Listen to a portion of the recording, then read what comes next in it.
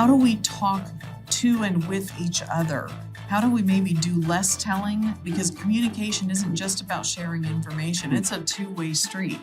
How do we ask more questions?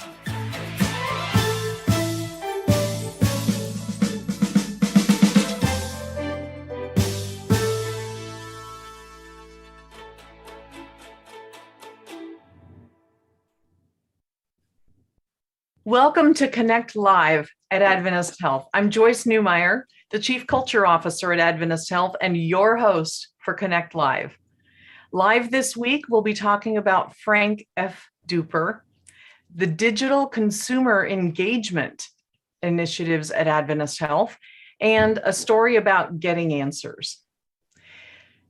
Frank Duper was one of the founders of Adventist Health and served for over 3 decades with us.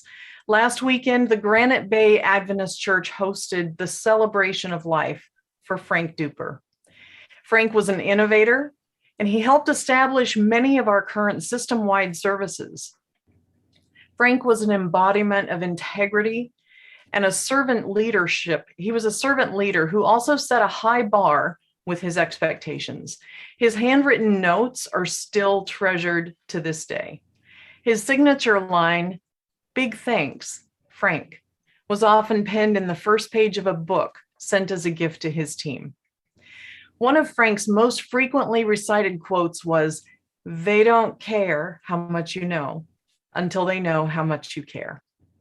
To his family, many friends, fellow church members, and colleagues, Frank remains a hero for whom we cared very much. To one of our founders and a much beloved leader, big thanks, Frank. Today, I'm delighted to welcome our guests, Jennifer Stemmler, Jimmy Pineda, and Jason Wells. Thank you all for joining me. Hi, Joyce. Thank you. Joyce. Hi. So Jason, you're the Chief Strategy, Consumer, and Innovation Officer of Adventist Health. Please tell our audience how our consumer vision will help pave the way for us to achieve our 2030 strategy. Absolutely, Joyce. So one of our top strategies is this consumer journey. We've experienced it with most industries. Banking, you can now take a picture of your check and get it right into your account. Healthcare, we're probably last in line when you start thinking about consumer tools. So it's the digital tools, it's the high tech, but it's also the high touch. We have to do a better job. And so patient makes you think we're doing things to someone, but consumer is a whole different. It's the decision maker, it's the member in the health plan, it's that well-being partner that may not be in a hospital, but is certainly a partner of ours on a well-being journey. So the whole consumer team is organizing around those digital tools, the virtual digital health, the innovations like hospital at home, but it's also those high touch experiences. Well, that sounds like a much warmer way to approach relationship with those we serve. Jennifer, as the executive responsible for consumer digital strategy, why is this work important to you and what excites you about the journey? Thank you, Joyce. I am so excited about the journey ahead. I love the work that we get to do, and we come in every day thinking about how can we better serve the communities that we're in? How can we better serve those consumers that we don't know and the patients that we do know and need to love on? I think with my background in technology and my love for consumer, being able to develop solutions that really can scale and can provide that touch and that digital nudge followed by that really important human touch that already exists in our health system today. How can we provide things like online scheduling to our most rural markets and our most urban markets so that as consumers, I'm dreaming up and thinking of with all of our teams together, the ability for a consumer to sit in their home and use their phone to do just about everything that they need to get access to our healthcare solutions. At the same time that we're providing associates just like Jimmy in all of our communities, the ability to relieve some of that burden that consumers can actually feel empowered to do themselves using the technology that we're providing, implementing it one time and being able to give access to all of our communities with those same tool sets. Primary care online scheduling going live November 1st is a great example of that. Right now, we have a handful of providers live, and the data has shown that 23% of the appointments being booked online from a consumer who feels empowered doing that on their own without having to call is they're booking those appointments after hours. So our associates like Jimmy and others, while they're at home spending time with their family, their books are getting filled up. We're able to fill their schedules with times that really meet the needs of our consumers. I'm excited about that and excited about the work ahead. It sounds like exciting work. So, Jimmy, share with us what your role is at Adventist Health. Yes, my name is Jimmy Pineda. I am the lead customer care associate for behavioral health here at Adventist Health Ukiah, and I handle the scheduling and referrals that come into our office for therapy and psychiatry. So, Jimmy, you have direct connections to the patients that we serve. What is one of your biggest operational challenges at our clinic in Ukiah? One of the big challenges that we have, Joyce, is a high no-show rate. I believe that we have a high no-show rate because a lot of our patients do come from rural areas outside of the Ukiah area and just are not able to make it into the office. So, Jennifer, how can your work help Jimmy with that problem? We're very excited. When I spoke with Jimmy, I was so excited to tell him I was coming out of the phone, trying to explain to him that starting November 9th, we are rolling out in partnership, a small sliver of our Get Well partnership is directly tied to smart SMS texting with our consumers. So just like all of us through the pandemic probably received an SMS text it felt curated for us. That's because that's what most industries are doing.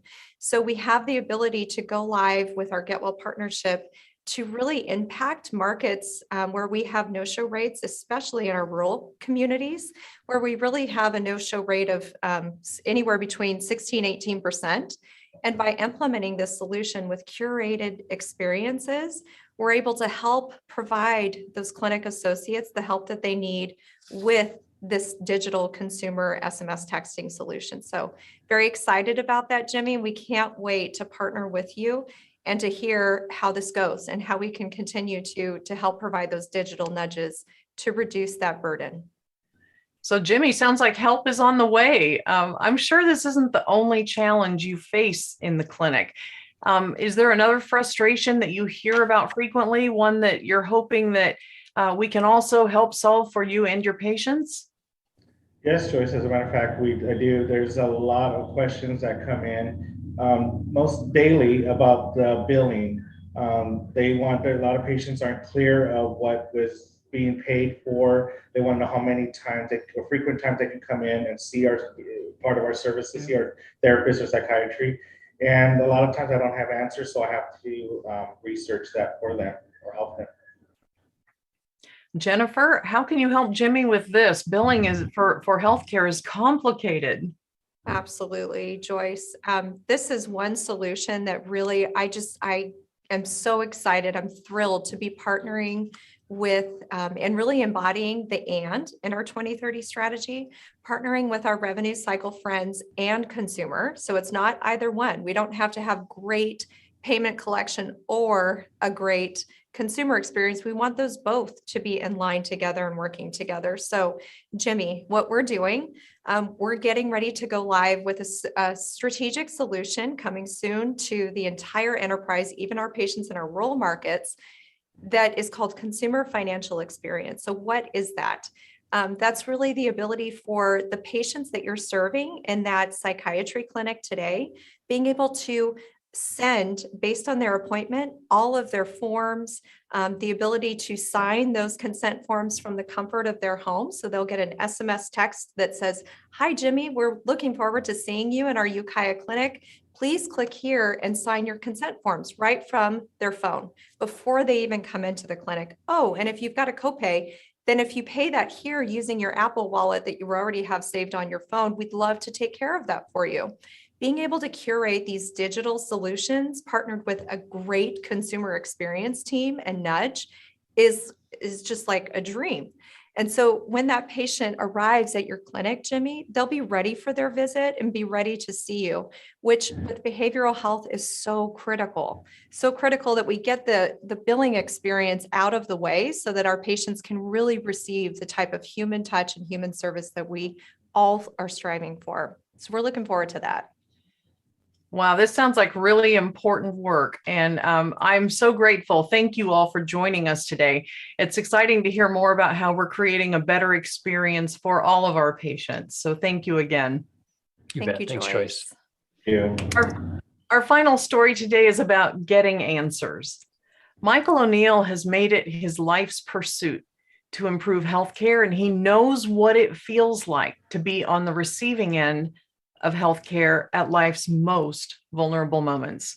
In this week's story, Michael shares about the moments that have shaped him and how the Get Well Network started on a bedside tray, a napkin in the hospital.